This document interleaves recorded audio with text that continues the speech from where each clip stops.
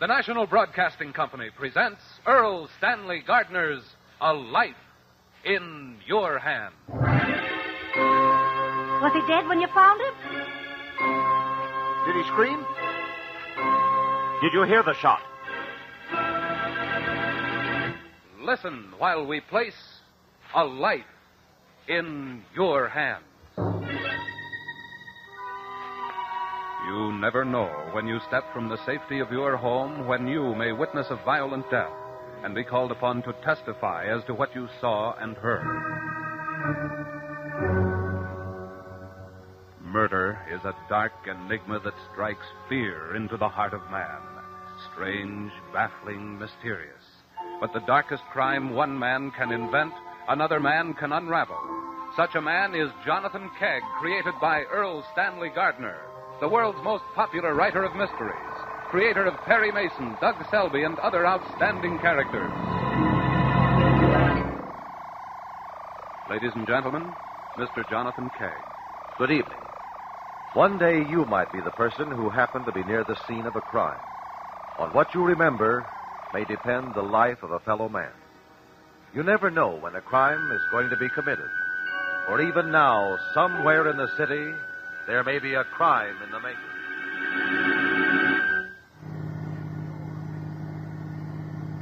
You look like you had something on your mind, Sid.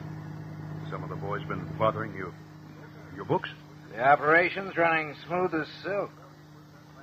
Petey, there's a small personal matter of $15,000. Remember?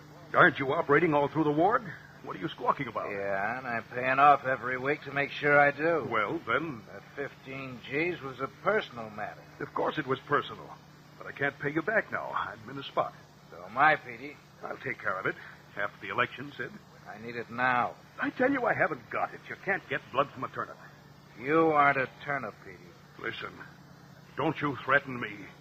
You want every handbook you're running in this town closed up? That's loud talk, Petey. Things can happen to people who talk too loud.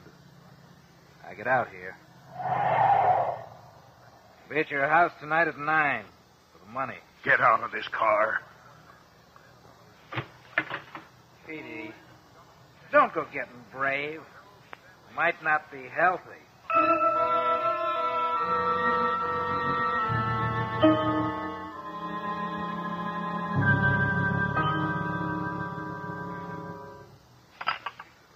Miss Wells, get me John Maxwell at his office. John can let me have an advance. John?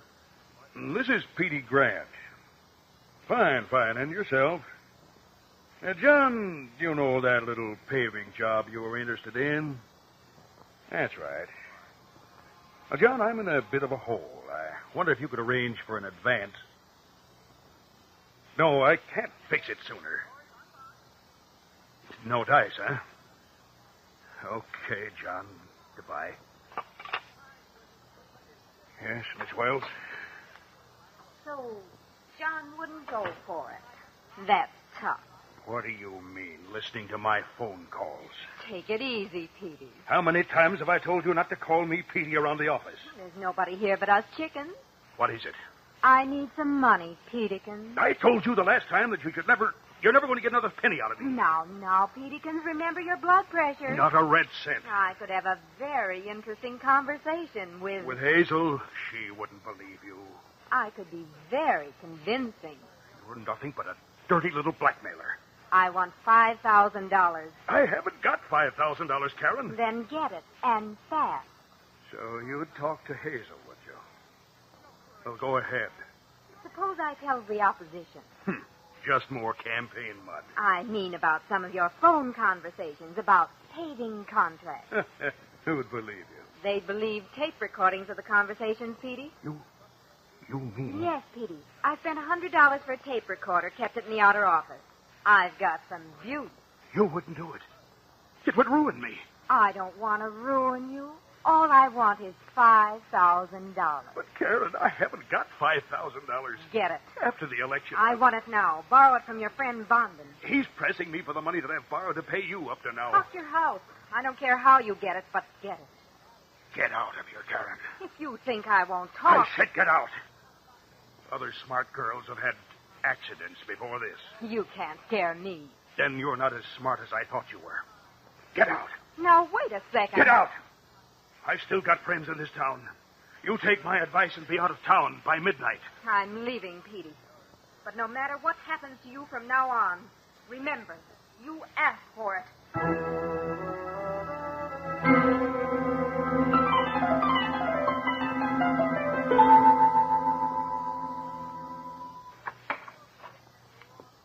Is that you, Petey? It's me, Hazel. Where are you? In the kitchen, dear. Supper won't be ready for half an hour yet. All right. Would you like a cup of coffee, dear? You look tired. You feeling all right, Petey? I'm all right. Tired. Had a tough day. I'll fix you some coffee. Fix me a drink, will you? Of course. What was it? A hard case or politics? What is it ever in this year? I really don't see why you don't quit. Got a good law practice. It's only because I'm an alderman. Know the right people. You're a fine lawyer, and you know it.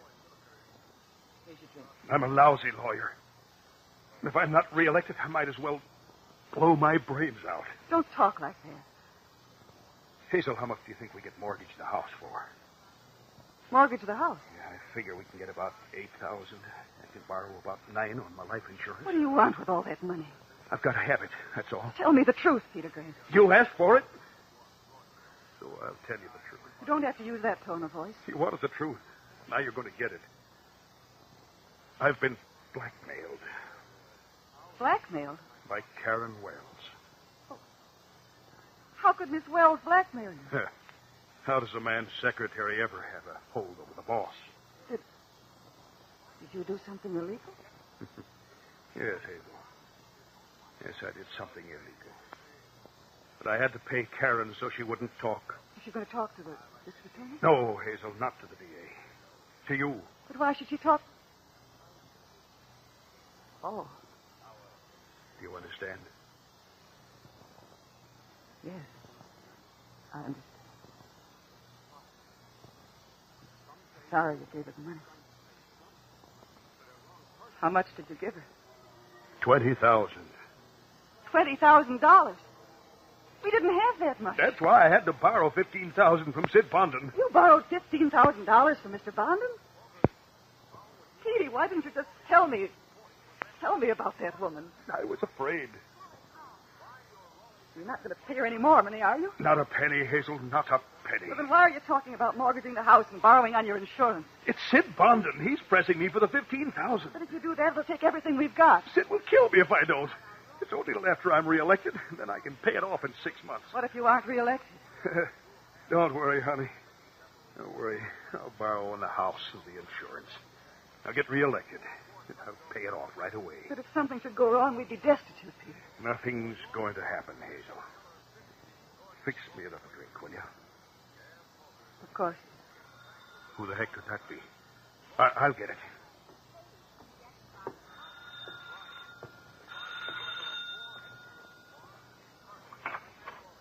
Hi, Petey. Can I come in? Sure, Tony. Sure. Glad to see you. May I have your hat and coat? Thanks. Want a drink? No, thanks. Not right now. Who is it, dear? It's Tony Astio, honey. We'll be in the living room. Come in and sit down, Tony. How have you been, Petey? Haven't seen you for a while. Been pretty good, Tony. Pretty good. You and the boys? Couldn't be better. Nice little house you got here, Petey. Yeah, the missus and I like it.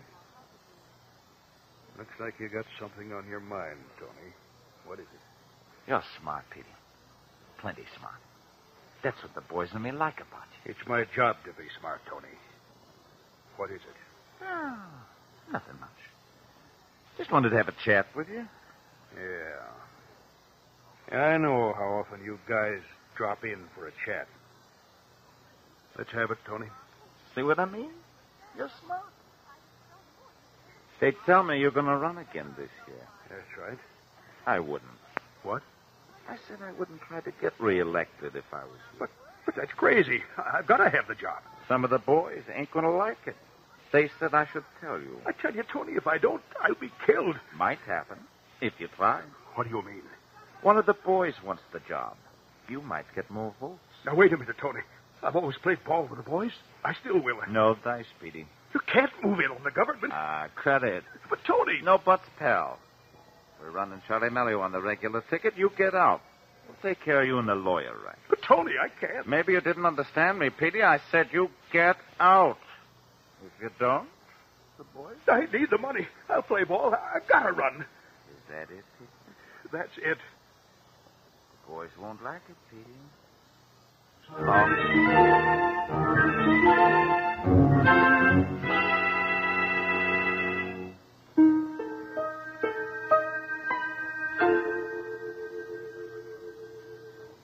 Petey, you haven't eaten a bite of this supper. No, don't bother me, Hazel. Get it off your mind, Petey. You'll feel better. Tony Astio says I can't run again. The boys are going to run their own man. The boys. That's right. The boys, the gang. But that's silly, Petey. You can get more votes than any hoodlum. There's one vote they can cast that I can't beat. It's made of lead. You mean they... You got it. They'd kill me. What did you tell Mr. Astio? I told him I was going to run again. But wasn't that dangerous? Of course it was dangerous. But if I'm not running, I can't mortgage the house or get credit on my insurance. And that means I can't pay off Sid Bondon. And if I don't pay him, it's twice as dangerous. Gamblers don't like welchers. What about that girl? Don't worry about her. I had a friend of mine in the police department run her out of town this afternoon. Thank goodness. Now, here's the only way to figure it, Hazel. Sid Bondon gave me till 9 tonight to pay up. It's 9:30 now, and nothing has happened. So probably nothing will happen until tomorrow. And then? The first thing in the morning, I'll go downtown and mortgage the house, and I'll borrow on my insurance. I'll pay them more. But they won't give you the money if they know you're not running again. After I've got the money, then I'll announce my withdrawal from the race. Yehuda. You sit still, dear. I'll get it. You fix the coffee. I'll see who it is. Whoever it is, I'll get rid of him in a minute. It's probably Sid for his money. I can stall him off till tomorrow if I promise the dough. You? Yes, me, Peterkins. Thought you were smart burning my tape recordings and getting your tame copper to run you out of town. I told you not to mess with me, Karen. Wouldn't your wife like to hear what I have to say? Get out. I'm letting you get out of town with your health. You'll bother me once more. I'm leaving, Buddy. Don't worry about my health. Worry about your own. Was that the woman, Petey? Were you listening? I was worried. I followed you. That girl tried to blackmail me too often. Just once too often. But she did have something over your head. Yes. Yes, I'm sorry. I do love you. And I love you, too, dear. More coffee? Oh, you're wonderful, Hazel. Yeah, thanks. I will have another cup of coffee. One after that, it's almost 10. Don't answer it. You can't be sure. Go into the front room. If it's someone's case, you'll be able to tell, then you can come back. Talk up good and loud. I will.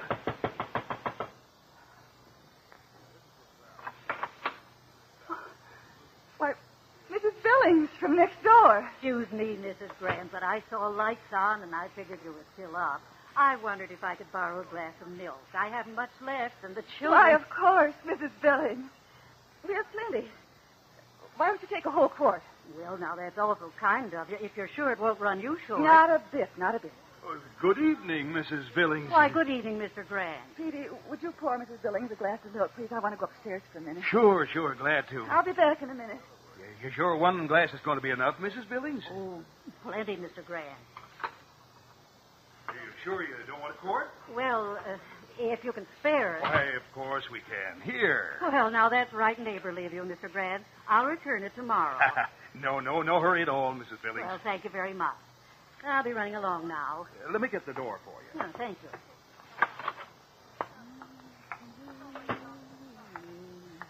Nice folks, the Grant. Hope I don't forget to return this milk. Never did return the sugar I borrowed last week. Oh, well, he can afford it. Good heavens! Help! My husband's been killed!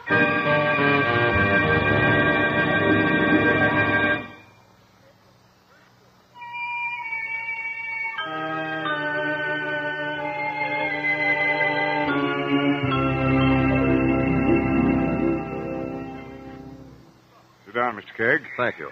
Now, what is this all about? I don't see any reason for an amicus curiae in this case. The presentations have been quite fair. Well, first, sir, I appreciate your seeing me in your chambers. Now, a lot of this case has been tried in the papers. The whole city is worked up about it. I can understand people getting worked up when a public official is murdered. They should. But sometimes they want a scapegoat. Possibly. But you'll have to give me a more tangible reason than that before I can permit you to serve as amicus curiae. Well, as matters stand now, Karen Wells is almost certain to be convicted. She was found loitering nearby.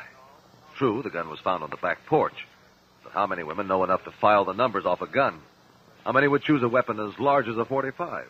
Or could hit the broadside of a barn with one from outside the kitchen?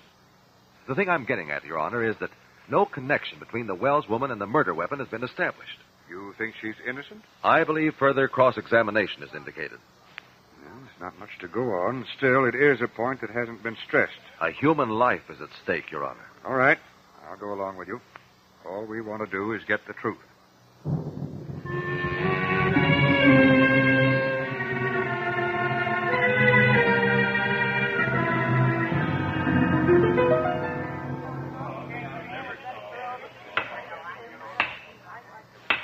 The court will permit the entry into this case of the well-known attorney, Mr. Jonathan Kegg, as amicus curiae. Mr. Kegg serves neither the prosecution nor the defense, but only the court, in an attempt to arrive at the truth. You may proceed, Mr. Kegg. Thank you, Your Honor. Call Mr. Sidney Bondon to the stand. How much did Peter Grant owe you? $15,000. You had his note? I gave it to him on his word. Do you usually lend people that much money on an unbacked word? Quite often. I believe you are a gambler, Mr. Bondon. I have various interests. As a businessman, you must know that you can't collect a debt when there is no document to show. I usually collect what's owed me. How? I ask for it. I see. And you had asked Grant for his $15,000? For my $15,000. Of course. When did you ask him? The morning of the day he died? I believe it was that day. According to previous testimony by Mrs. Grant, you gave him till 9 o'clock that evening to pay up. That's right. Did he pay you before he died? He did not. He died around 10. Tell me, Mr. Bondon, what would you have done if he had refused to pay you? I suppose I'd have asked him again. Then why the time limit of 9 that night? Oh, you know how it is. Makes people put out an extra effort to get the money. Scares them a bit. What are they scared of? Just scared. Isn't it true that occasionally unpleasant things happen to people who don't pay their debts to gamblers? What are you getting at? Is it true or not? Oh, I've heard of things like that, but... You have heard of people being hurt who didn't pay their debts to gamblers? Well, sure, but That's all, Mr. Bondon. You may step down. Well, now, you can't insinuate You that may I would... step down. Call Mr. Tony Astio.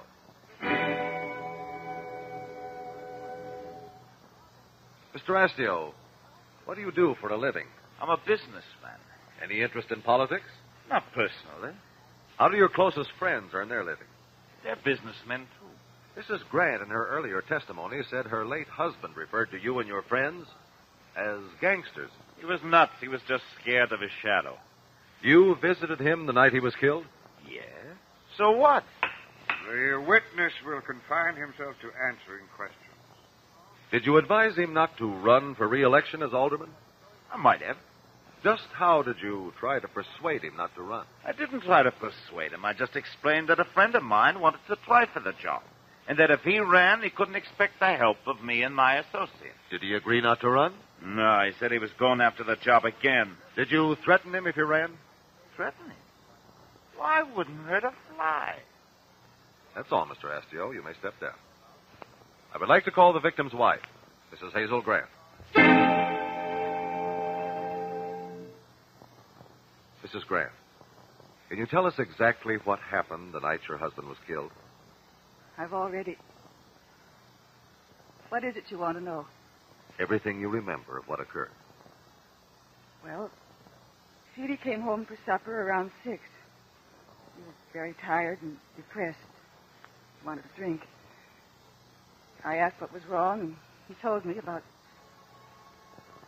the Wells woman. What did he say about it? He said she'd been blackmailing him. He was going to have her run out of town. What else did he tell you? He said he'd have to pay Mr. Bondon $15,000 he owed him, or Mr. Bondon would kill him. He was afraid of Mr. Bondon? Yes, sir. What did he propose to do about this debt? Well, he talked about mortgaging his insurance in our home. And what else happened? Well, then Mr. Askew came to the house and told him he couldn't run again. I said that was silly and that he could win easily. And he said they had one vote that he couldn't beat because it was made of lead. Did that seem to frighten him? Yes, it did. He felt that he couldn't get loans unless he was going to be elected, so he planned to borrow the money on the house and the insurance first thing in the morning when everyone thought he'd be reelected, and then withdraw from the race that afternoon. That way he could pay Mr. Bondon and still not get hurt by Mr. Askew and his friends. I see. Did anything else happen that evening? Yes, that Wells woman came to the house. She was furious because Petey wouldn't give her any more money, and when Petey ordered her out, she threatened his life. Had you any other visitors before your husband died? No, sir, that was all. Oh. Oh? Did you remember something, Mrs. Grant? Well, I don't think it's important, but if you want everything... I do. Well, a neighbor, Mrs. Billings, stopped by to borrow a glass of milk. Was this before or after your other callers? It was after. Only a few minutes before Petey... I understand, Mrs. Grant. You may step down. That'll be all. Thank you, sir. Your Honor, I should like a subpoena issued for an entirely innocent bystander. A person who just happened to be nearby when this crime was committed. I will call anyone you wish, Mr. Kegg, and that person must testify to what he or she has seen and heard. Jonathan Kegg is about to call as a witness a person whose only connection with this crime is that person happened to be near the scene when the crime was committed. Suppose you were that person. Could you remember exactly what you have heard and testify to it under oath? It would be important that you remember, for you would hold a life in your hands.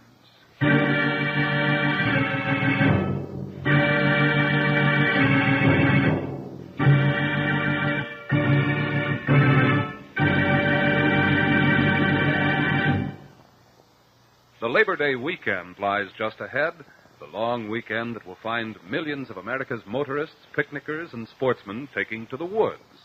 More and more people outdoors spells more chance for forest fires caused by carelessness. Learn and follow these 4 simple rules of forest fire prevention. Crush out cigarette, cigar, and pipe ashes. Break matches in 2 after using. Drown all campfires, then stir and drown again. Find out the law before using fire. Remember, only you can prevent forest fires.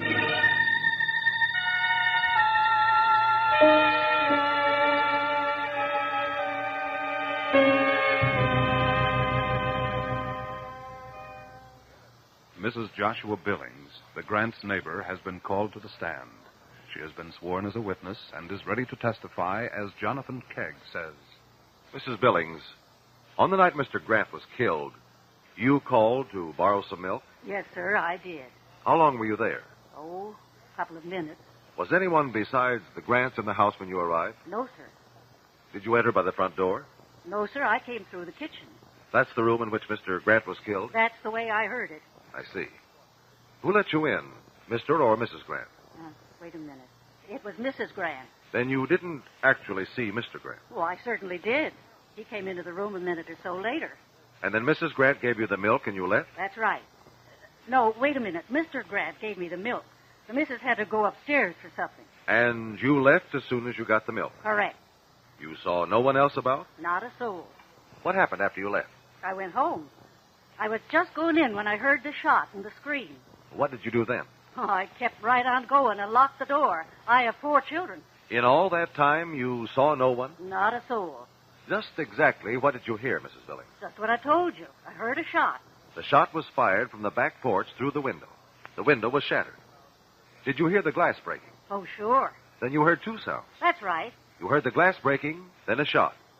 And nothing more? Oh, yes. There was something else. Yes. Somebody screamed. Then there were 3 sounds. The breaking glass, the shot, and the scream. Very definitely.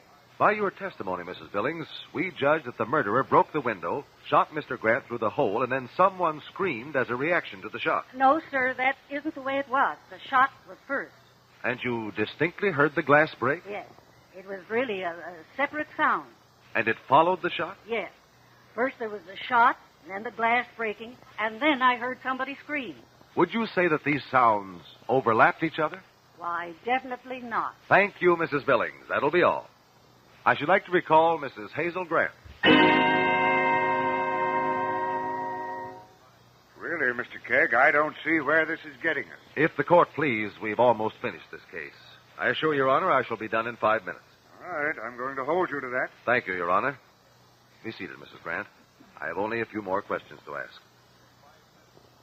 Your husband believed he would be killed if he ran against the wishes of Mr. Astio's friends? That's what he told me. He also believed Mr. Bondon would kill him if he didn't repay the $15,000 he'd borrowed. Yes. You were with him in the kitchen when he was shot? Yes. His back was toward the window she shot. Now, as I understand it, he planned to mortgage the house and borrow on his insurance to pay off Bondon. That's right. And the only chance he had to get that money back was if he should be reelected. Yes. And Astio wouldn't let that happen. It seems that if Peter Grant had done what he planned, you and he would have been in bad financial straits. We would have been destitute. Are you destitute now, Mrs. Grant? No. I've got the house and some insurance. Yes, now. Your husband had been playing around with another woman. She was blackmailing him. And it was only through your husband's death that you saved your home and his insurance policy. Yes. Mrs. Grant, why didn't you testify that you had left the kitchen just before your husband was killed? That's ridiculous. I never... But Mrs. Billings testified that you did. And when you left the kitchen, leaving your husband and Mrs. Billings alone, you got his gun, didn't you? A gun that he kept because it could never be traced to him. That's not true. I really can't permit this, Mr. Kegg. Your Honor, look at the facts. If Bondon should kill Grant, his $15,000 was gone forever. Astio has admitted his candidate has withdrawn from the race. They both lost by the killing.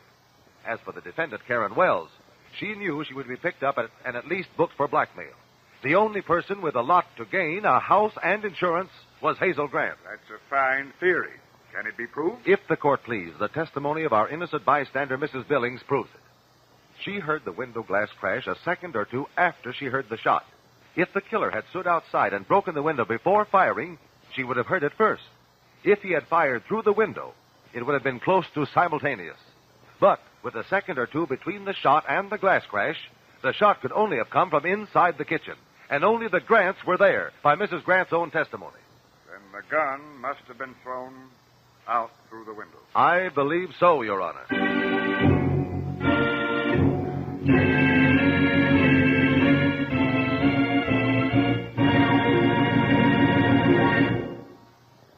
Mr. Kegg, that was a most thrilling case. And what satisfaction you must get from saving an innocent person who is wrongfully accused. There would be fewer of them, Mr. Stone, if all citizens responded to their responsibilities more readily. You're so right. But I'm not here to preach. Only to invite our friends to watch for our return to the air. Thank you, and good night. Good night.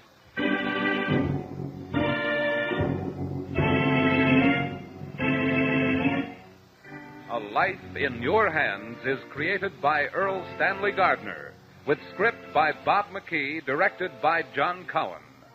Jonathan Kegg is played by Carlton Kadell, with musical effects by Adele Scott, conducted by Whitey Berquist. This has been a Bell production.